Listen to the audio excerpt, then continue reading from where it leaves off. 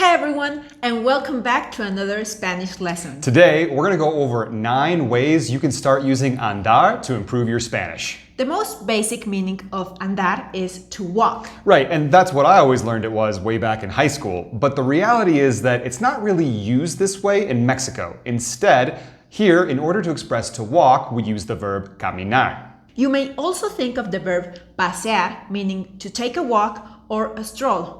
However, there are slight differences between these 3 verbs. Andar is a general term for walking, often implying movement from one place to another. For example, I walked 5 miles today.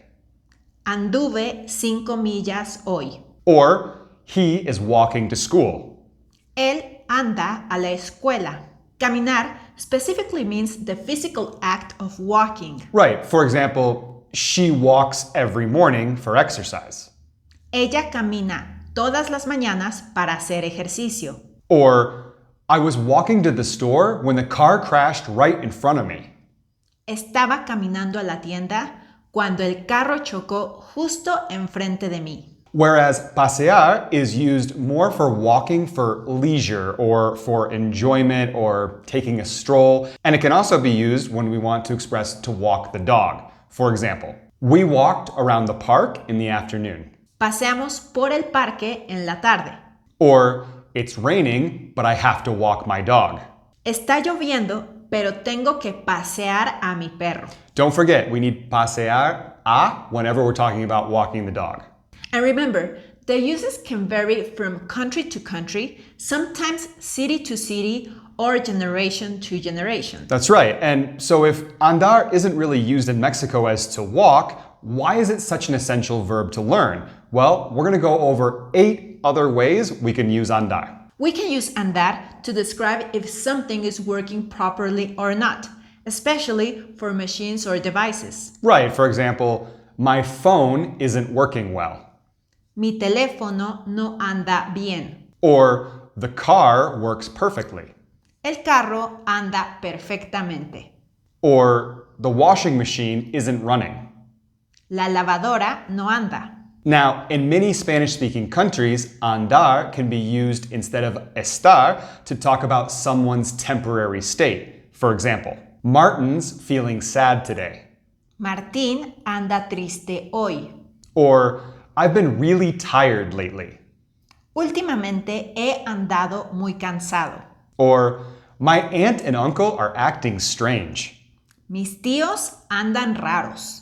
Now, we use andar to describe someone moving around or doing something. And pay attention, when we use andar in this way, we always use it with the present participle or gerund. It's the same thing. So like hablando or diciendo. For example, he's always going around talking about money. Él siempre anda hablando de dinero.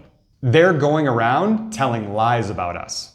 Ellos andan diciendo mentiras sobre nosotros. Today, we're just walking around the city. Hoy andamos recorriendo la ciudad. Carla has been looking for a job. Carla anda buscando trabajo. Okay, before we get into all our other uses, we want to thank our members and supporters. Your support helps us to create lessons like this, so thank you very much. Yes, thank you very much. If you would like to become a member, we're going to leave the links in the description of this video. We have links to become a Patreon member, a YouTube member, as well as Buy Me a Coffee, where you can go and donate to the channel. So it's really easy to donate or sign up. Also, if you're enjoying this video, please don't forget to give a like, subscribe to the channel if you still haven't, and please share this video so that our lessons can reach more and more students just like you. All right, let's keep going. Andar can also refer to approximate quantities, and it means is around or is about. For example, the temperature is around 25 degrees. La temperatura anda por los 25 grados. The price of the coffee is about $20. El precio del café anda en los $20. The kid's height is around 90 centimeters. La altura del niño anda en los 90 centímetros. Now, in the next 3 uses, we're going to see how andar can change based on whether it's followed by a certain preposition. Andar con means to be associated with someone or involved in something. For example, Paula is always hanging out with her friends. Paula siempre anda con sus amigas. My nephew is involved with the wrong people. Mi sobrino anda con malas compañías. Carlos and Maria are hanging out a lot together. Carlos y María andan juntos todo el tiempo. By the way, in Mexico, if you hear someone say Carlos y María andan or ellos andan, it means they are dating. Right, but if it's explicit, like our first example, Carlos y María andan juntos todo el tiempo, it doesn't mean that they're dating, it just means that they're hanging out a lot, so tricky. Now, when you have andar de, it specifies someone's current activity. For example, My cousins are out shopping. mis primas andan de compras. She's traveling in Germany. Ella anda de viaje en Alemania. They're out partying. Andan de fiesta.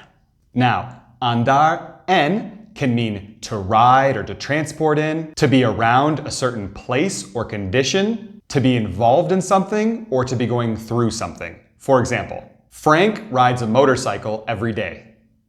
Franco anda en moto todos los días. My daughter is on her honeymoon.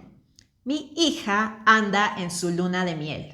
They say that he's involved in some shady business.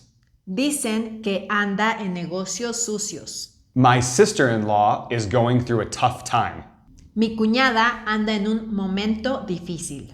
And lastly, in Mexican Spanish, ándale is used as an expression to hurry someone up, to encourage them, or to agree with someone. So if we wanted to hurry someone up, we could say, hurry up, we're late. Ándale, que ya es tarde. And if we wanted to encourage someone, we could say like, come on, do it. Ándale, hazlo. And lastly, you'll most often hear it to agree with someone, like you could say, ¿Cuál era el nombre del actor en Club de Cuervos? Luis Gerardo Méndez. Ándale, es él. And that's it. Don't forget to like this video and subscribe if you still haven't. Now watch this video to keep improving your Spanish. Until next time.